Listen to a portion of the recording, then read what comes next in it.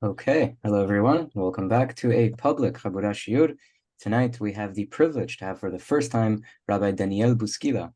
Tonight we'll be exploring perspectives from Rabbi Ben Uziel on Hanukka, its significance for the state of Israel, and his historical addresses to IDF soldiers in 1948.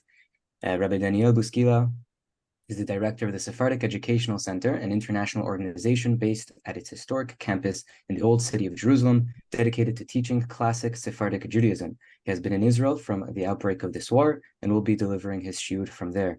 He holds a BA from UCLA, Semicha from Yeshiva University, and is a veteran of the IDF's Givati Brigade. On Chabura News, this past week we launched a new book and our winter edition of our journal Principles. Our book, Letters on Kabbalah, is edited and introduced by J.J. Kimchi and presents a compilation of letters translated into English, penned by four eminent Jewish leaders, Rabbi Avraham Yitzchak Kook, Rabbi Yechia Kafech, Rabbi Eliyahu ben Amozeg, and Shadal, all surrounding the authenticity of the Zohar and the role of Kabbalah in Jewish thought and practice. You can access our journal and find links to purchase our book at the Chabura website at thechabura.com. Thank you everyone for being here. Thank you so much everyone who's going to be listening afterwards. And Rabbi, it's so nice to have you. The floor is yours. Thank you so much. It's a great honor and pleasure to be here. I've always followed with such excitement and enthusiasm the wonderful work of the Chabura, and it's an honor to be part to be part of to become connected to this wonderful movement organization that's reviving the message of our Chachamim, of our classic Sephardic Chachamim, and spreading that good word to the whole world, to the whole Jewish world. And this is what the Sephardic Educational Center in Jerusalem is dedicated to from the beginning, from its founding in 1980, all the way to these days. And it's not often that one gets the opportunity to deliver a message and a shiur in Torah that is so alive and relevant. And tonight I have the privilege of doing that for all of you from Israel in the midst of a situation which I don't need to describe because I trust you're all following. As was mentioned earlier, I've been here from actually before the outbreak of the war. My wife and I came here to spend Sukkot with our son and his wife. They are newly married. They got married last February here in Israel. It was a great celebration. They are both, in my mind, they're still young kids who just got married. And they're adult kids who have now been through, who have now been through, unfortunately, have been through a war under these circumstances. We came here to celebrate them with them for a few weeks, Sukkot, and then afterwards to be with them a little bit before they resume school. Ilan, they live in Herzliya, which is where I'm speaking to you from. Ilan, our son, is a first year. He's going into a second year of law school at Reichman University. IDC is in the Israeli program. He's studying law and government. And his wife, Kayla, who just finished her military service days before they got married, was scheduled to start her first year at Bar Ilan University. Ilan was in the military. He was also in the same Givatian brigade that his father served in a long time ago. But he had since been released from the army, finished his compulsory service, and was working during COVID, and then started school. But on October 7th, as we know, everything changed. We were in Jerusalem for that Shabbat. And by Saturday night, Kayla, Ilan's wife, was drafted to Miluim. She's in a search and rescue unit of the Home Front Command. She was drafted to go up north. And then just 2 days later on Monday, Ilan was called up to his unit in the south. As you know, there was a period of time when they were training before they went into the actual ground war in Gaza. And Ilan was in for the first 3 weeks of the war in Gaza City. He's in an infantry unit, so he was kind of front and center in all the action. Thankfully, no one in his unit was injured or anything else. And they were his platoon, who worked very, very, very, very hard, was switched out the day before the ceasefire. So he has been home since the day before the ceasefire. There was then the ceasefire, and then the new platoon went back in.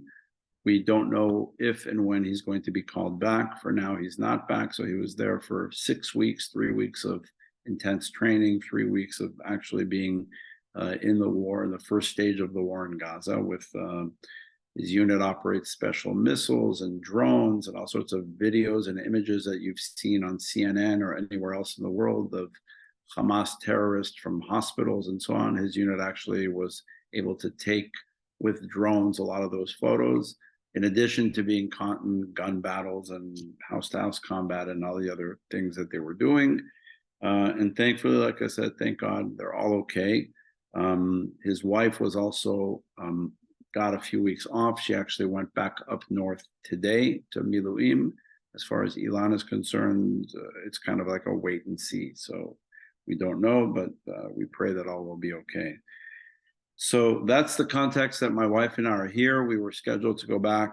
I don't even know what date, but we've been here since. And we just kind of feel that it's very difficult to leave under these circumstances with our son and daughter-in-law involved front and center in this whole situation. And we've been thankfully able to do, in addition to being here as parents, also as the representative of the Sephardic Educational Center, we've had an Israel Emergency Relief Fund, which has raised some very, very nice funds, and we've been able to do a lot of direct charity work. So people have asked us how we've spent our time. It's just been volunteering on a day-to-day basis, going from base to base, from civilian installation to other civilian installations. Our campus in the old city of Jerusalem housed people who were evacuated from their homes from the north and from the south. So we've been blessed under these very difficult circumstances to be part of what I consider to be arguably the greatest output of charity that I've ever seen any society involved with ever at any time that I've ever heard of. This has been an unprecedented outpouring of love, of charity, and of unity. And when I say unity, that touches a special place in the heart of the rabbi who I'm going to speak about tonight, Rabbi Uziel, because there is nothing that characterized the career of Rabbi Uziel from his very, very first Ne'um Hachtara, from his first inaugural speech as the Chacham Bashi of Yafo, Tel Aviv in 1911, all the way to his 2 weeks before his passing, when he composed what became his spiritual will, Tzava'a Ruchanit, to the Jewish people. From 1911 till his passing in 1953, the line that follows his entire career was Achdut Am Yisrael. Achdut meaning the unity of the Jewish people. He believed in that not only as a slogan, but as a way of life. And he actually, I think, was many years ahead of his time in trying to not only blend Jews and to say Sfaradim should marry Ashkenazim, but to actually blend Halakha and to create, I believe when you read his Mishpatei Uziel, his masterpiece work, a 9-volume work of Halakha, of response of Shelot to Chubot, I don't think he was certainly writing as a Sephardic rabbi. He was certainly writing in the spirit of his Sephardic ancestors and his Sephardic learning, but I think the audience he felt he was writing for was for Eretz Yisrael. He was creating a halakha that was almost something new, a halakha that blended the best of Sfarad and the best of Ashkenaz to create a halakha Eretz Yisraelit, where he said, we're now back from the diaspora. There's no need for these divisions any longer. Let's be at one. And it was controversial, that position. It was, he was way ahead of his time. One of his primary students and colleagues, who we all know, Rabbi Ovadia Yosef, Zachar Tzadik Lebracha, has always said, if you ask Rabbi Ovadia Yosef, who's the rabbi, who's your role model, it was Rabbi Uziel.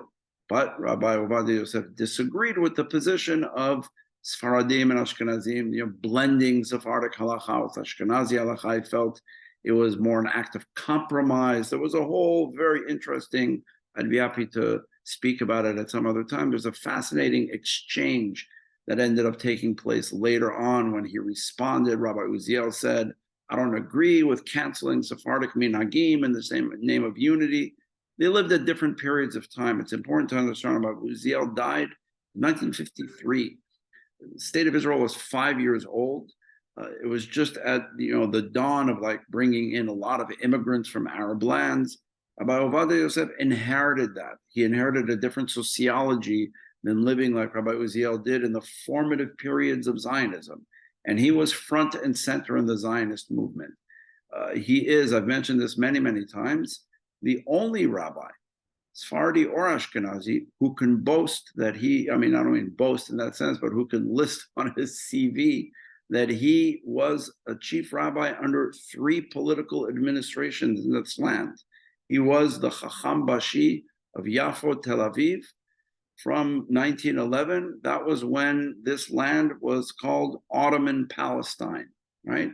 Then he became the chief rabbi of Eretz Israel when he became the Rav Harashi, the actual chief rabbi of the whole country. In 1939, it was British Mandatory Palestine.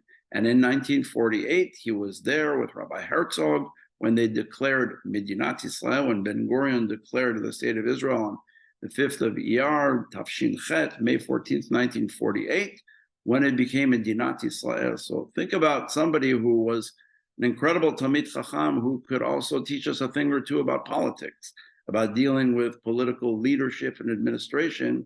I mean, you're talking about going from the Ottoman Empire, which had been here for some 400 years, to then the British Mandate with all of its, going from the Balfour Declaration to then the White Paper to then the ban on Jewish immigration, and then ultimately being here to witness history, the rise of the state of Israel. Rabbi Uziel was not only a Talmid Chacham, a Sephardic chief rabbi, but he was also a rabbi who was involved in every single step of the way of the founding of Israel, the rise of Zionism. It was very, very much part of him. What I call him in today's terms, a rabbi of the religious Zionist world. Let me put it this way. Was he religious? Yes. Was he a Zionist? Absolutely. Was he part of what you would call today the religious Zionist world politically? Not exactly. He had a very unique stance. And when I say the religious Zionist world, that religious Zionist world's real, founding father was the other rabbi that was in Yafo during Rabbi Uziel's term that he worked together with. You've all heard of Rav Kook. Rabbi Uziel and Rav Kook worked together. They were together. They didn't agree on many, many issues. And what was really interesting is that Rabbi Uziel was not only born in Eretz Israel to multiple generations here in the old city of Jerusalem, but he was a born Zionist by his nature, by his upbringing, the environment that he was raised in, the parents, the community, the yeshiva that he studied. Everything breathed Eretz Israel, Zionism, the Jewish people living in the land, and supporting Herzl's Zionism, supporting the secular Zionism, without disagreements, but supporting it all the way through, supporting the establishment of the IDF, which I'll speak about momentarily connected to Hanukka, supporting all of this and blending Halakha with all of that. It's important to keep in mind that Rav Kook, who ironically now is known as the quintessential Zionist rabbi, was not born into all of this. He was an immigrant to Zionism physically he was born originally in Europe and migrated to at the time what was called Palestine, Eretz Israel, pre-State of Israel. He died in 1936, so he never lived to see the declaration of Medinat Israel, but he was here during that period of time. But he was also an immigrant ideologically. He was not born a Zionist, Rav Kook. He was not trained in his educational world a Zionist. Quite the contrary, he was part of yeshivot that were anti-Zionist, that were against the secular movement for the establishment of a national Jewish homeland here in this land. And so it took a learning curve for Rav Kook to suddenly make that switch, and that's what made him so unique. But Rabbi Uziel, there's a book, I can't remember who the name of the scholar is here in Israel, who wrote a book about the Sephardic community in Ottoman Palestine, not only the rabbis, but the community itself. The title of the book is Noladetem Tzionim. You were born Zionists. You were born into this. This was the Hashkafa Olam. It was the worldview to support this march. And there wasn't this conflict of they're not religious, they're secular, and so on. They were all part of supporting that idea. The whole religious question of messianism, do you wait for the Mashiach? That was an interesting discussion that was not new to Rabbi Uziel or to Rav Kook. Maimonides already dealt with this. We could have a whole different discussion about how the Rambam felt about this. Now that's my segue into Hanukka and the Rambam. I'm going to begin with the Rambam, with Maimonides, before I go to Rabbi Uziel, because I believe that Rabbi Uziel's entire worldview about Hanukka, Halakha, and the state of Israel and the IDF is informed by the Rambam, Maimonides. And here's what I mean. If I ask any of you from childhood till today, what are we celebrating on Hanukka? When we make the blessing, not the first one, the Hadlik Ner, but the second blessing that we make about the miracle, and we say, Sha'asan nisim la'avotenu b'yamim hahem b'zman hazeh. Every night we make two blessings. The first night we make a third, Shechianu, but every other night we make the blessing of lighting, and then the blessing when we are not performing a mitzvah. It's not a shekidishan of mitzvotav etzivanu, but it's a bracha where we recognize that there was a miracle. Number one. Number two, on this holiday, uniquely, we have a lot of holidays where we celebrate miracles. Pesach, we celebrate the miracle of the Red Crossing of the sea, being saved, the Geulah, Purim, the whole miracle of Purim. But here on this holiday, we have a unique mitzvah that's called the Falsem et Hanes. In Aramaic, Pirsuma de Nisa, right? Where we are supposed to, according to Halakha, publicize the miracle.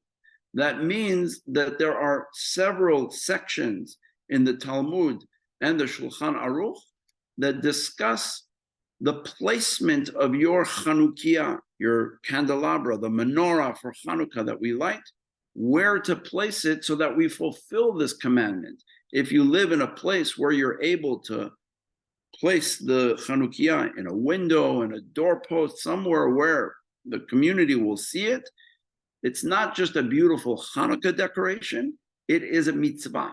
It's a fulfillment of a mitzvah, the Farsem et Hanes, which means, and I'll come to this with Rabbi Uziel, when we come to the public square, and I know this year, unfortunately, I've heard so many stories of the cancellation of the public lighting of the Chanukiah because of anti-Semitism, the war, fear, whatever reasons or motives behind the various communities in the United States and Europe not holding the traditional menorah lighting. A lot of people have this impression. They say, well, Chabad or others, they come and they light the menorah in public to counterbalance the fact that there is, the public Christmas tree lighting. Nothing to do with that. It's been a mitzvah for 2,500 years. The Farsem et Hanes, to publicize this miracle, the menorah, as we say when we light it, the lights are not to be used to read, right? Why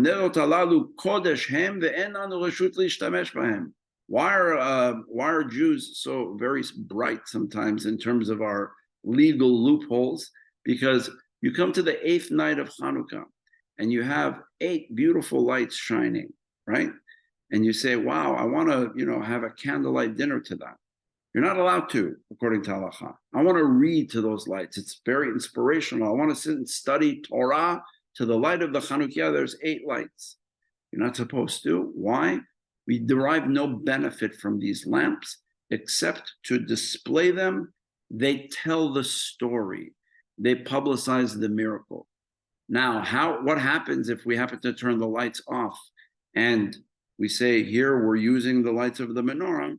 No, we're not. We're only using one of them. There's that ninth one that we put on there. There's a misconception that some people have that one is used to light the others. Maybe in the modern sense when we're using wax candles, but when you're using oils, you don't use that one to light the others. You light the 8, and then you light the shamash, the 9th. You don't make a blessing over there. What's that one there for? It's the one that we're really using. That's the one you're allowed to use, right?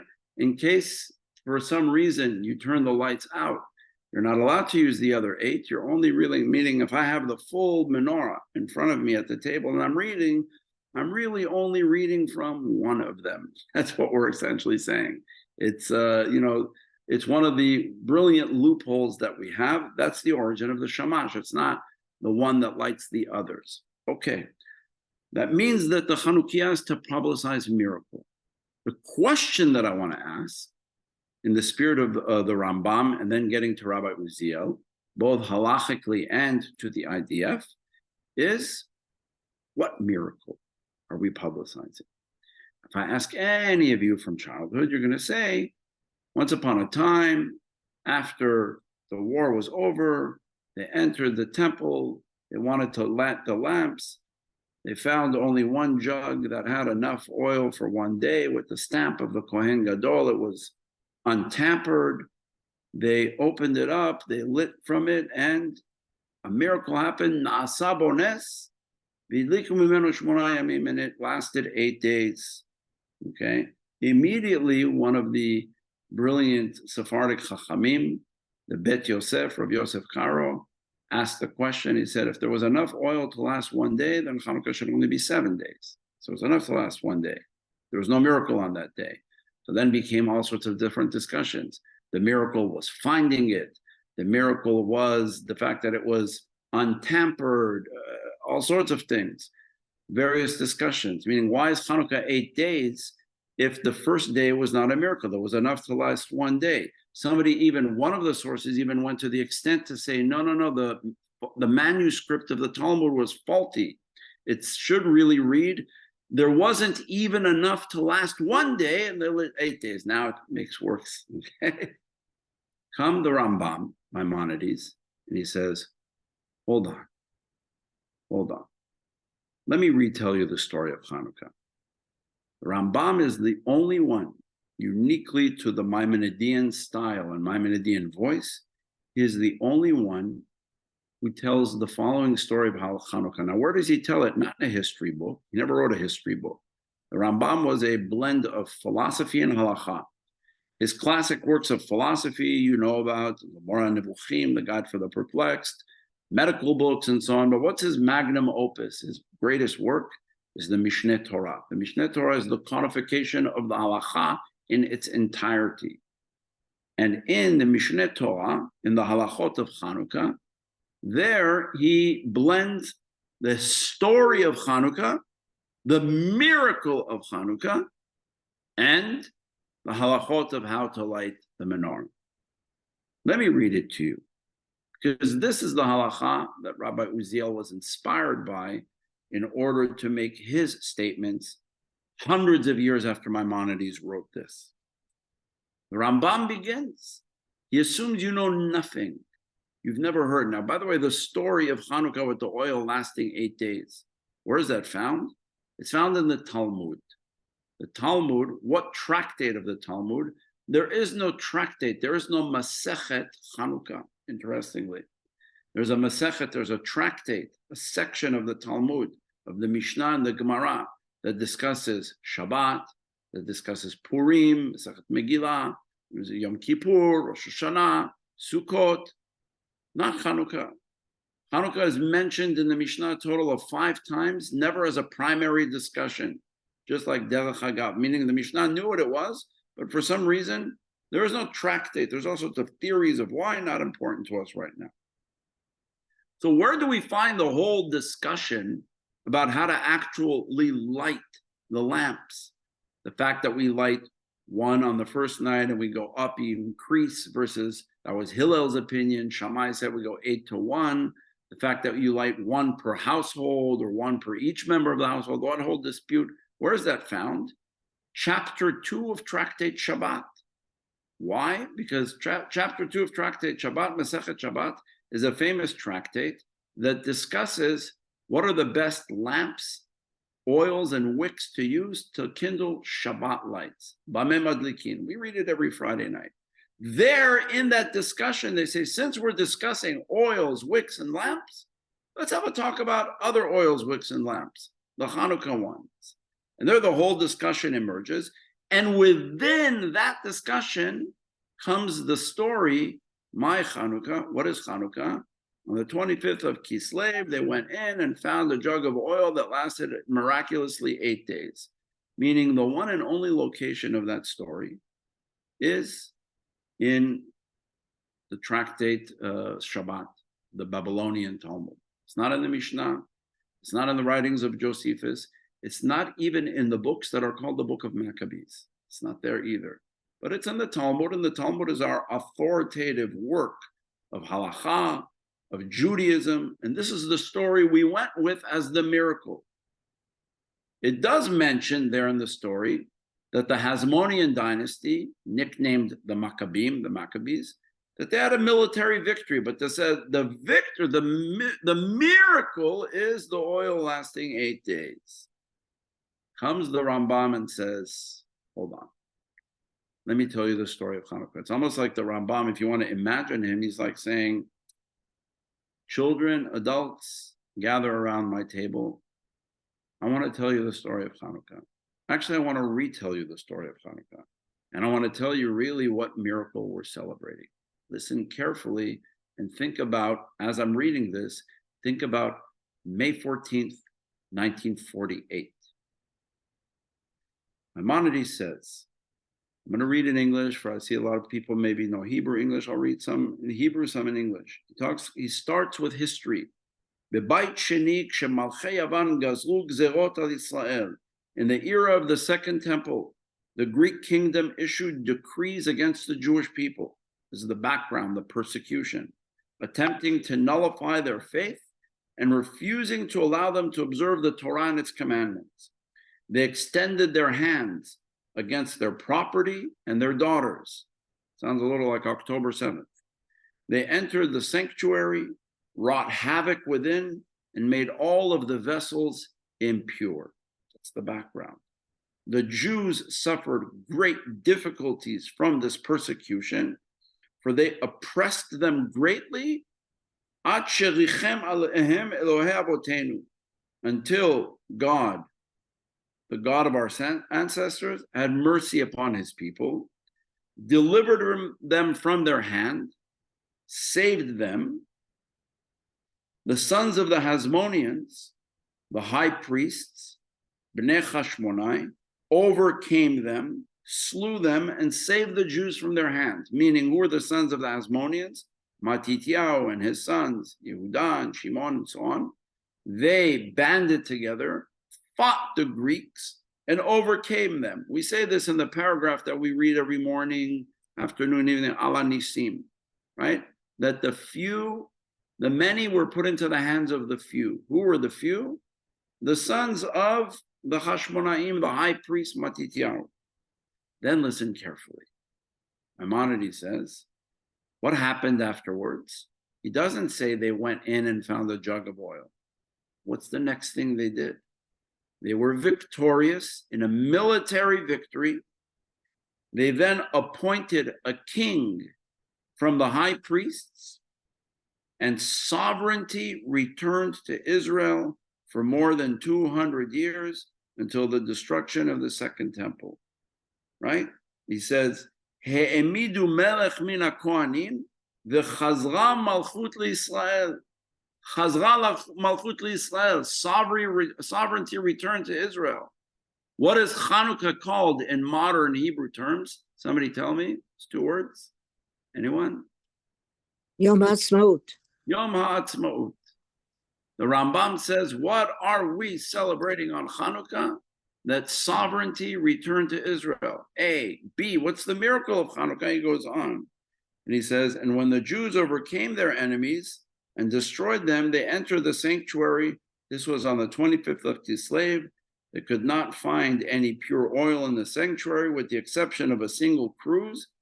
Listen carefully how he words it.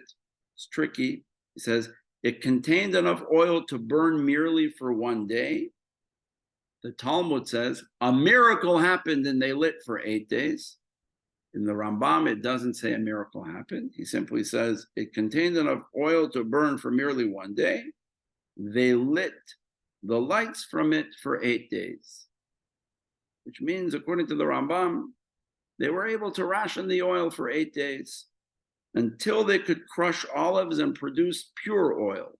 Meaning, what was the 8th day? It was get the oil presses working. We needed time for more oil.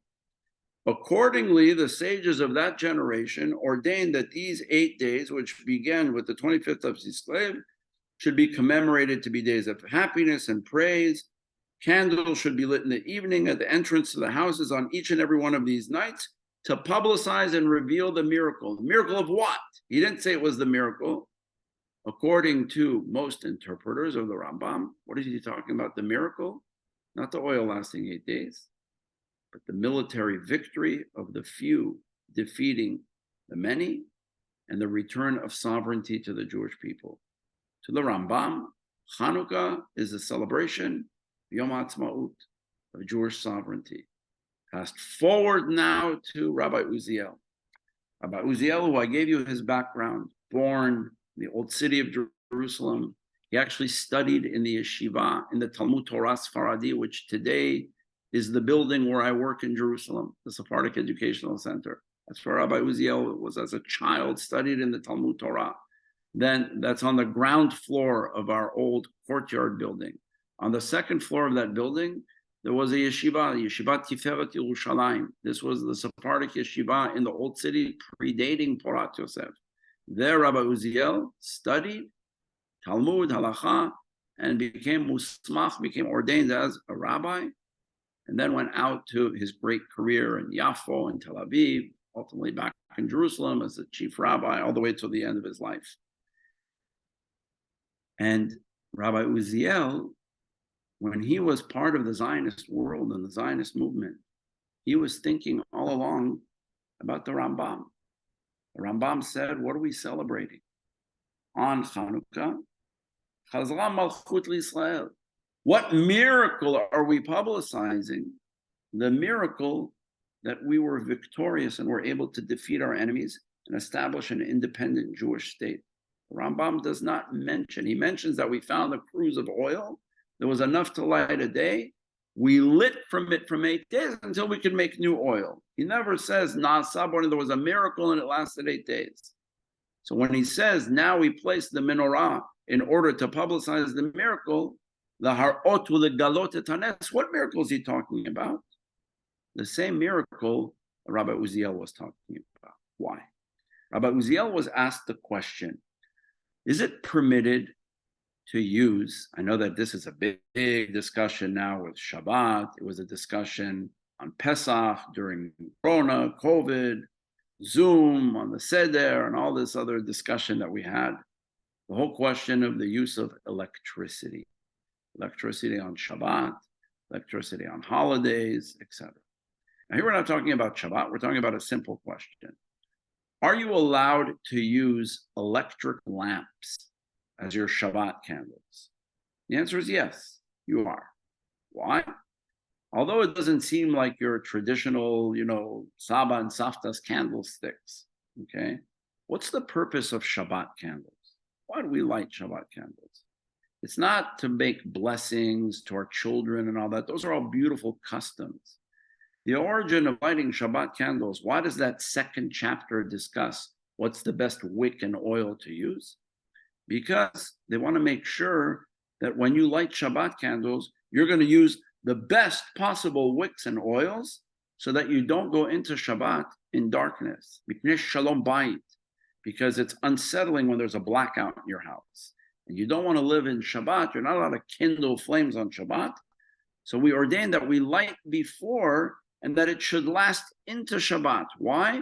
Because as opposed to the Hanukka lamps, when I said you're not allowed to read from them, these are your lights. Maybe today they don't seem that way to you because now our question of Bameh Madlikin is, should I use LED? Should I use halogen? Should I, those are our questions. Back in the day, those were the lamps. So the halakha was not what's considered to be the purest light according to purity or holiness of Kedusha. It's really what's Bameh Madlikin means, what's the best way to light Shabbat candles so it lasts. The Talmud already said you can't apply that logic to the Hanukka lights because the halakha ultimately developed that as opposed to the Shabbat lights, which are there for light, they don't tell any story. They're there for practical purposes. Again, today it doesn't seem that way to you because you have all these other lights in your home. The Shabbat lights were there for light for a long time until we came with modern electricity or kerosene lamps or whatever we were using. The Hanukka lights are not there for light. They're there to tell a story. Just like on Pesach, we take the matzah and we lift and we say, matzah zu shanu achlim, it's supposed to tell a story. The Hanukka lights tell a story. Therefore, en lanu reshut lishtamesh b'hem. It's not permitted to use them. Ela lirotam bilvad, they're only there to display. So the question already back before we talk about can you use electricity to light a menorah? Back in the day, the Talmud says there is no discussion of Bameh Madlikin, these wide variety of oils and wicks. We use olive oil. Why? Because the original jug that they lick from was olive oil. The miracle, if you will, of the oil happened with not various oils and wicks, but it happened with olive oil, shemen zayit. Now comes Rabbi Uziel, is asked the question, can you make the bracha lahadlik ner Hanukka on electric lamps? He said no. Why? He had a whole long discussion. Hadlaka was mitzvah. He doesn't consider that hadlaka. It's not lahadlik. He did not consider turning on those bulbs, as beautiful as they may look. Okay, there was a rabbi who disagreed with him. Sephardic Chacham, Rabbi Yosef Masas, disagreed. He said, not only do I think that you can, you should. It's better than oil. He says, the electricity bulbs are the olive oil of our day. It was the purest oil back in the. Why did they use that in the temple? Because it was the best oil possible. It produced the nicest light. You're not going to say that candles or olive oil of today produce better light than the lamps we have. And he wrote this, a long time ago, and not with the kind of things we have. So Rabbi Masas said, not only that, he says, if you think I'm just kidding, I believe that when the Bet Midrash will be rebuilt, the third temple will be rebuilt, the menorah that will stand in the temple will be electric. How can it be anything otherwise? How could we say that we're going to build the temple in all of its glory and we're going to go back to some kind of like light that's flickering? It may look very beautiful and emotional to you, but I think that is the olive oil of our day. His ideas were fascinating. It's a great shiur. Rabbi Uziel disagreed. He said, no, it's not lahadlik ner. You can't fulfill the mitzvah with electric. Now, I was just in Tel Aviv last night, and I walked around Tel Aviv, and everywhere in Tel Aviv, I was in Kikar Habima, these beautiful areas where the theater, like the Broadway of Tel Aviv is, etc. And what do you see there? Big, beautiful Chanukiot in the public square. Rabbi Uziel describes remember, he died in 1953, so he was not around a long time for Medinat Yisrael, the state of Israel. But he's around long enough that the custom developed in Tel Aviv. Remember, this was the early 1950s. Tel Aviv and not Jerusalem. Jerusalem was a smaller city, divided city. Tel Aviv was the center of Israel, the center of the Israeli universe. Rabbi Uziel talks about the fact that they had, in what was probably like the equivalent of Dizengoff Square today, where the water fountain is, they had the public lighting of a menorah every night. It was every single night they came. And he said, for those who have not lit, if they were out at night and they come to this lighting, does this lighting of this, when suddenly we turn the bulbs and that big, beautiful menorah shines bright in Tel Aviv, is that your menorah lighting, your Hanukkiah lighting for Hanukkah? Halachically, no. He says, however, one can argue that you can make the blessing, the second blessing about the miracle, on that. He says it's better not to, because they weren't the transition at the time. It was a little bit too hard. He says one can, meaning one can rely on the idea. He says this in a tshuva about the use of an electric menorah. One can rely on that. Now he says why. It's not because it's a lesser mitzvah. It's not because it's a lesser bracha. It's the bracha that's central to the whole experience of Hanukkah, the Farsem et Hanes. And he says, now that we are able to publicize the miracle, this bracha Sha'asa Nisim La'avotenu really means something. Now, what did he mean? That there was only electricity in the bulb to last one day and it lasted 8 days? No, that's not what he meant. What he's talking about is what happened in 1948. He says, when we come to the public square in Tel Aviv and we're publicizing the miracle, what miracle? May 14th, 1948, the 5th of Iyar, Tafshin Chet, establishment of the state of Israel.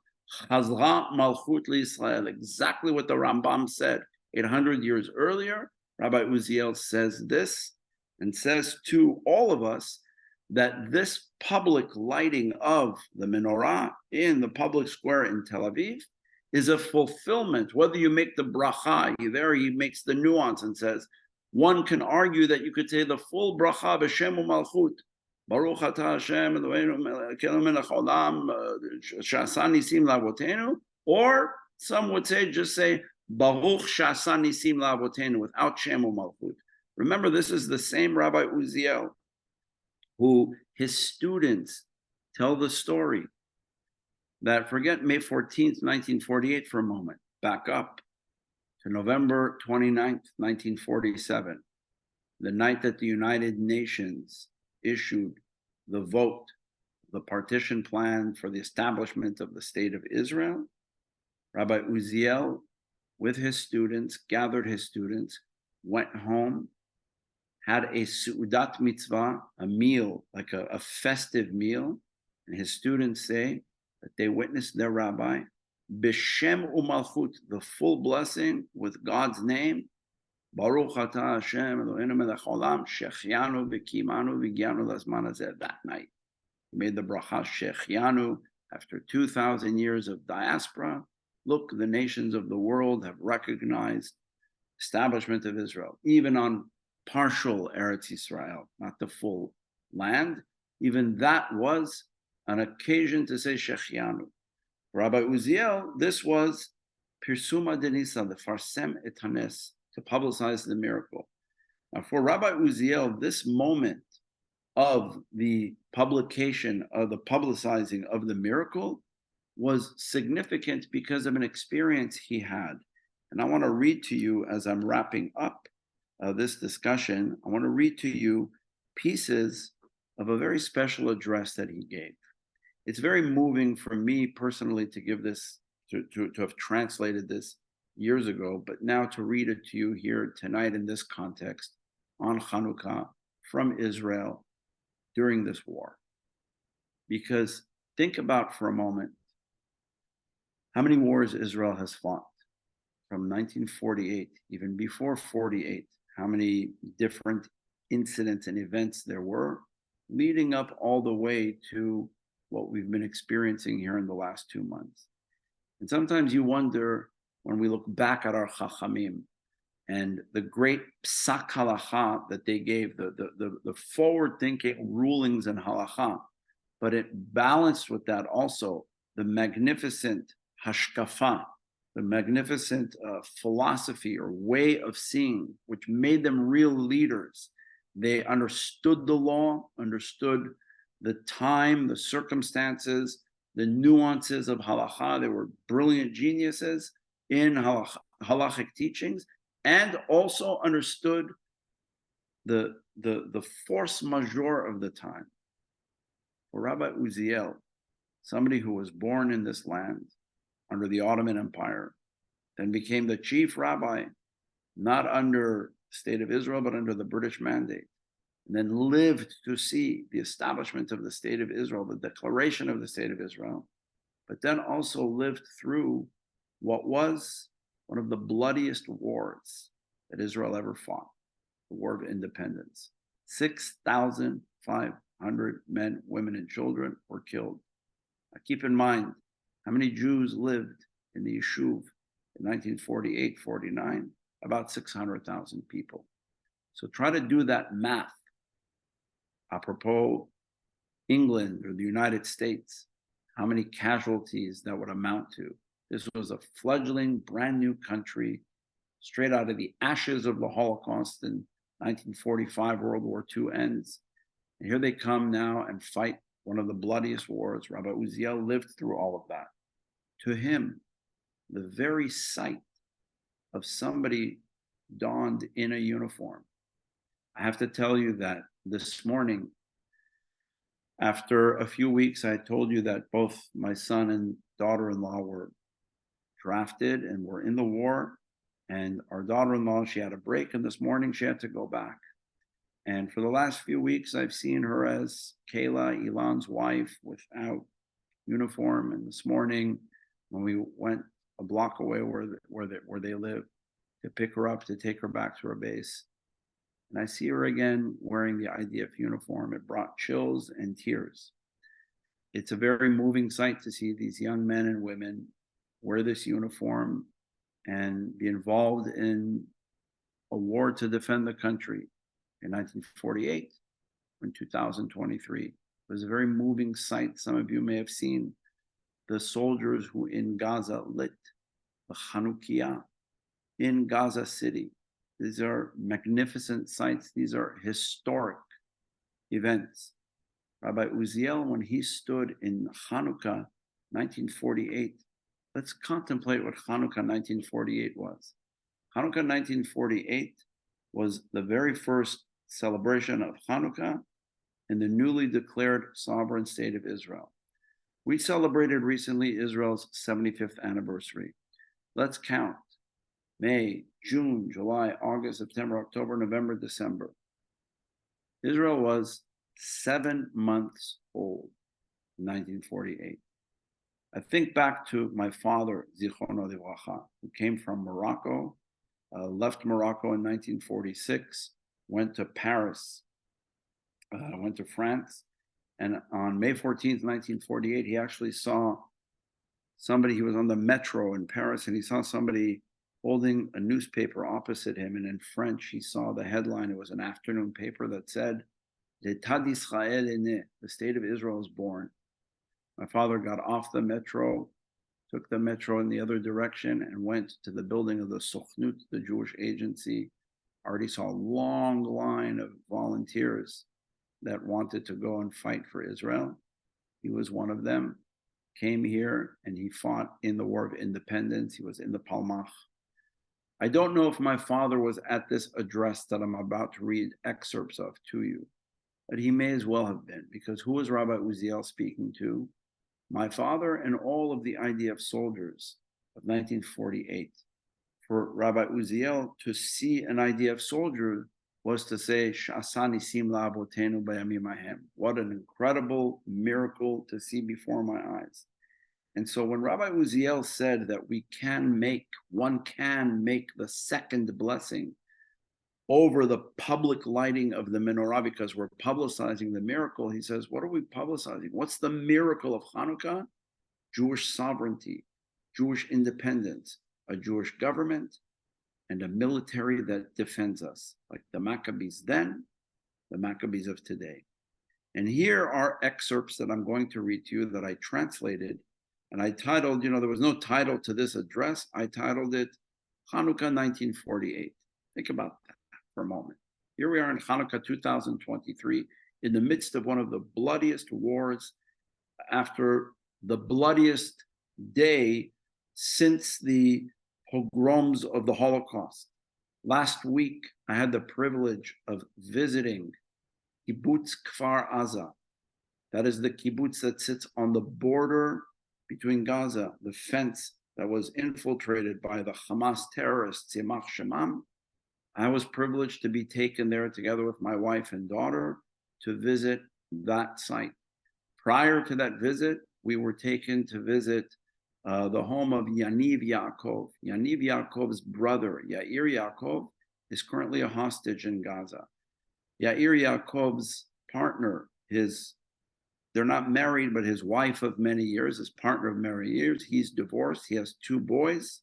Those 2 boys were also hostages, as was his partner of many years, Merav Tal.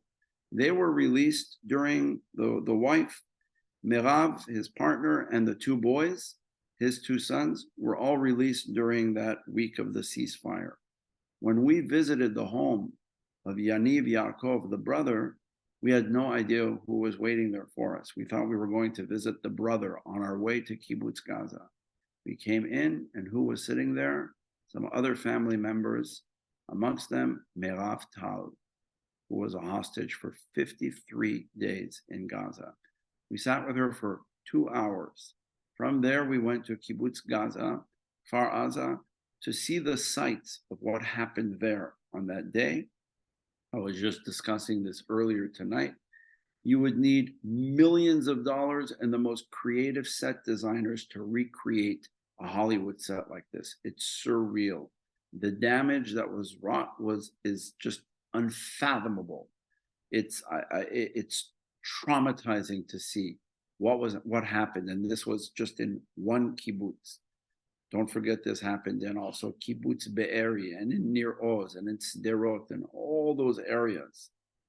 So here in the backdrop of the Holocaust itself, which Rabbi Uziel, by the way, I would love at another point to talk about, maybe around Yom HaShoah, to talk about Rabbi Uziel's very, very, very unique relationship to the Shoah as expressed through the most powerful addresses that were delivered in this country, call it what you will, Palestine, Eretz Israel, throughout the war years, from 1918 when the pogroms happened in Ukraine, all the way through 1939 at the outbreak of the war, and throughout, Rabbi Uziel delivered some of the most powerful addresses of the Shoah, which have yet to have been translated. I translated 5 of them this past summer, currently editing them to hopefully be issued sometime around Yom HaShoah this year.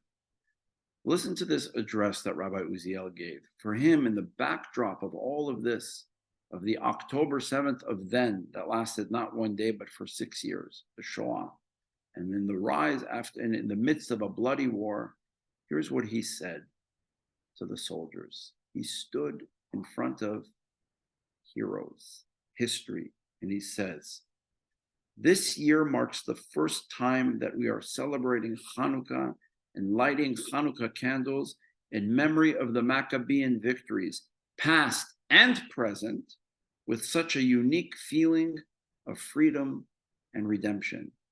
Back in the days of the Maccabees, as well as today, we experienced the rise of tremendous enemies who outnumbered us, whose goal was to uproot us from our land and wipe out our hope for redemption.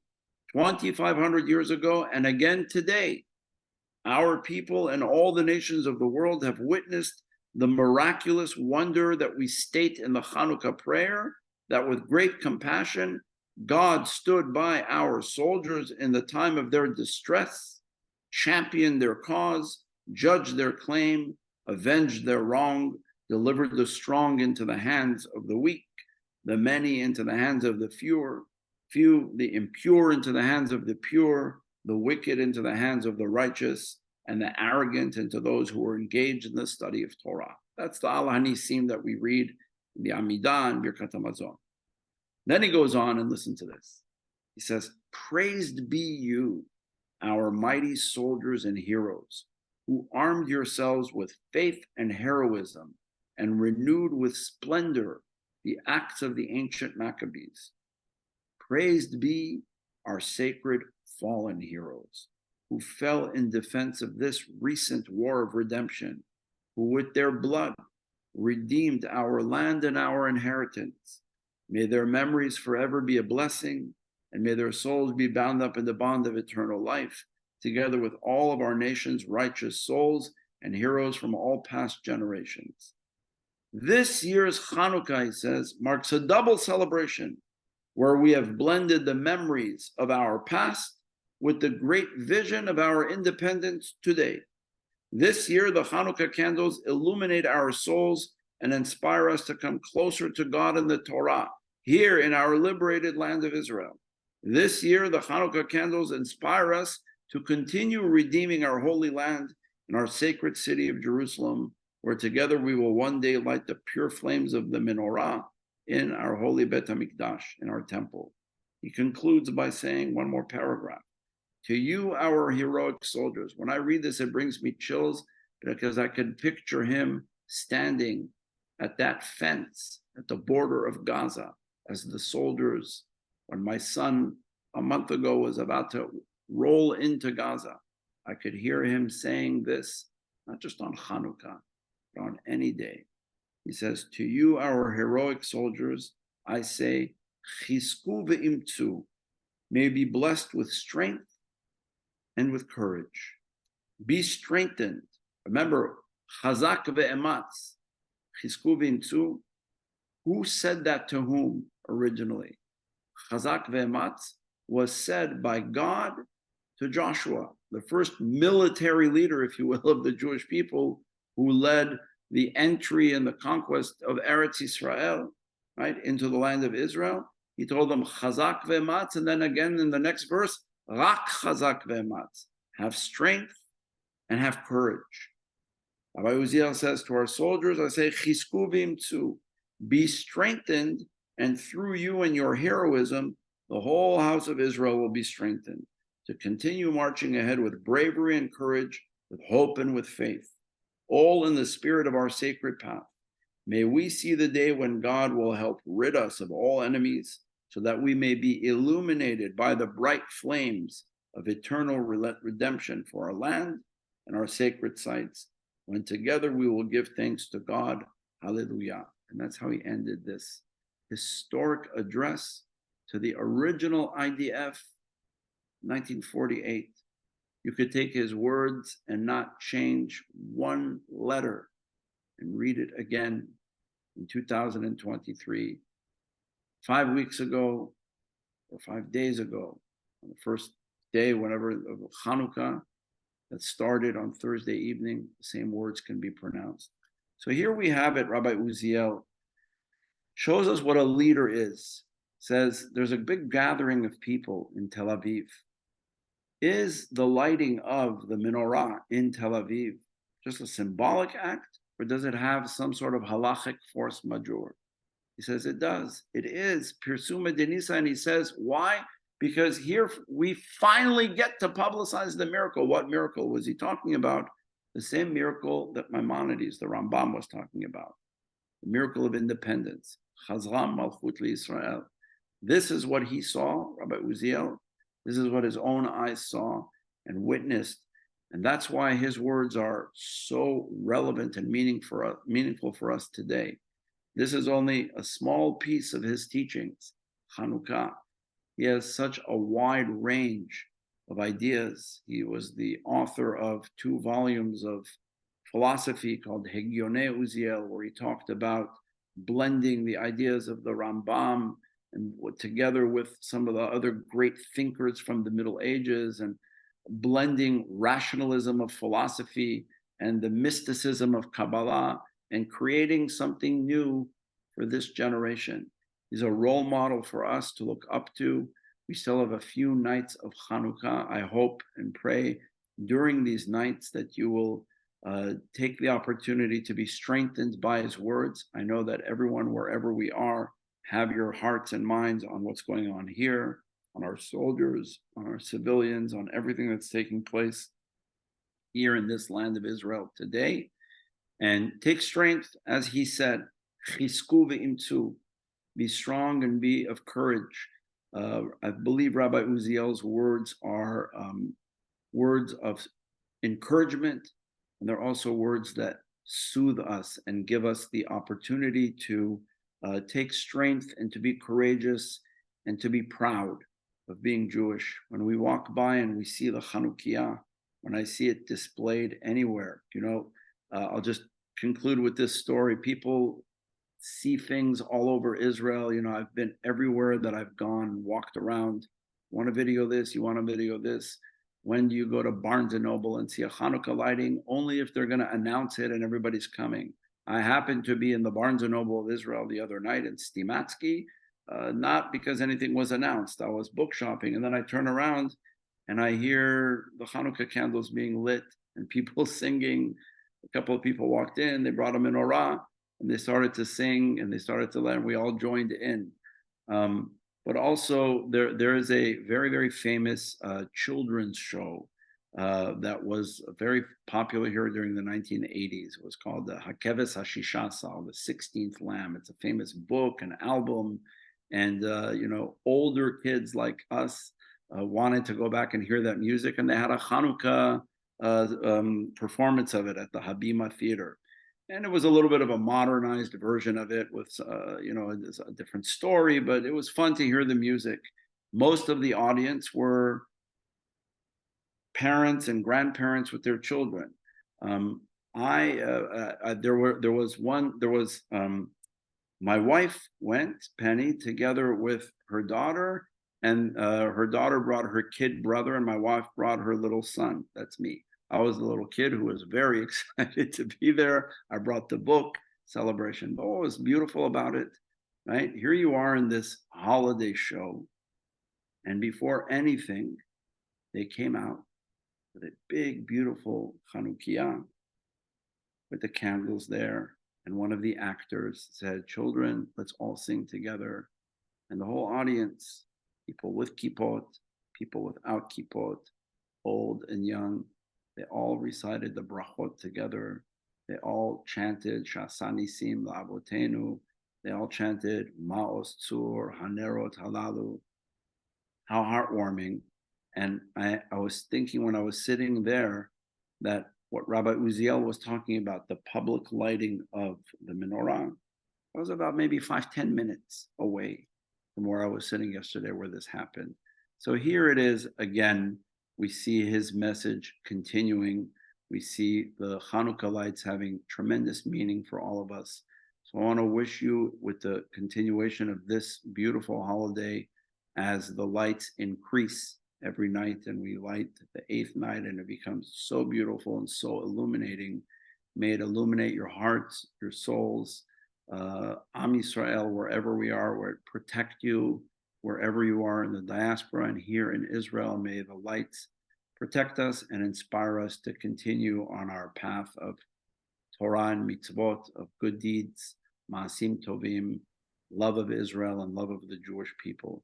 So Hanukkah Sameach, everyone. It was a great honor and privilege to be with all of you, and I look forward to being part of it more. I will join the WhatsApp group with pleasure, and it was a great honor to be here. And I want to also acknowledge Rabbi Dweck's wonderful work that he's done from Brooklyn to London to creating really a whole world of Sephardic Judaism, to revive that message, the teachings of Rabbi Uziel and so many other Chachamim, which here, as a final word to everyone, as I said to rabbis in our Bet Midrash, I taught last Thursday in the old city of Jerusalem, and I told them, when we want to teach the Sephardic message today, it's not just to teach it to Sfaradim. We want our Sfaradim, our communities, to be inspired. But we believe that what I just read to you and taught you about Rabbi Uziel, this is for Am Yisrael. It's for the Jewish people. It's for everybody. It's for all Jews. That's what I believe. I know that that's what the members of the Chabura believe when they spread these beautiful teachings in such beautiful ways. The new book that they published now that I'd love to get a copy of sounds fascinating. And that's what Rabbi Uziel believed, that this kind of Torah, of unity, of inspiration, of positive encouragement, of Halakha that has meaning and engages the community and inspires and encourages the community to want to observe Halakha in a meaningful way, to study Torah in an inspirational way. Rabbi Uziel meant this, the Kol Am Yisrael, for the entire Jewish people. So in his spirit, I wish all of you a beautiful and continued Hanukka filled with a lot of light. Thank you so much, and Hanukka Sameach. Thank you so much, Rav. That was such a beautiful and inspiring message. I'm literally getting messages now, people demanding you back. So B'ezrat Hashem, we'll have you many times going forward. And may our learning today be a zechut for our soldiers and for our hostages and for our entire people. And Hanukka Sameach, everyone. Thank you so much. Thank you, everyone. Amen.